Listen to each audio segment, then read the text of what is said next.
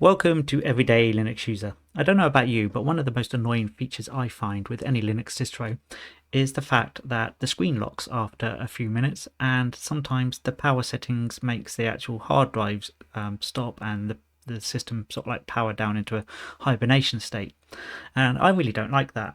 Personally, when I'm creating videos, there comes a point where you have to render that video, and that can take, a fair amount of time depending on how long the video is and how many effects you've got and stuff like that.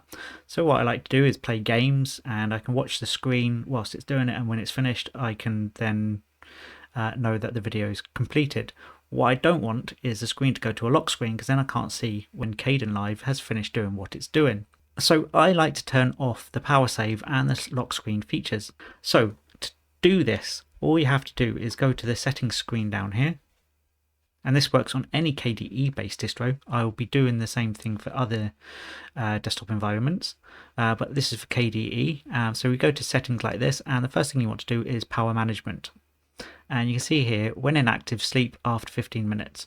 No, I don't want to do that. So you can choose that and do nothing. And it says disabling automatic suspend will result in higher energy consumption. Well, generally my machine's on because I want to use it, so I don't care about that too much. And it dims automatically after 5 minutes. I don't like that either, so I click that to never as well. This one down the bottom, you don't have to worry, because it's basically, if it's inactive for 10 minutes, it will run another script if you choose to do so, but I'm not choosing to do so. So all we have to do now is click apply. That's only half of the tail, because that just stops the machine powering down.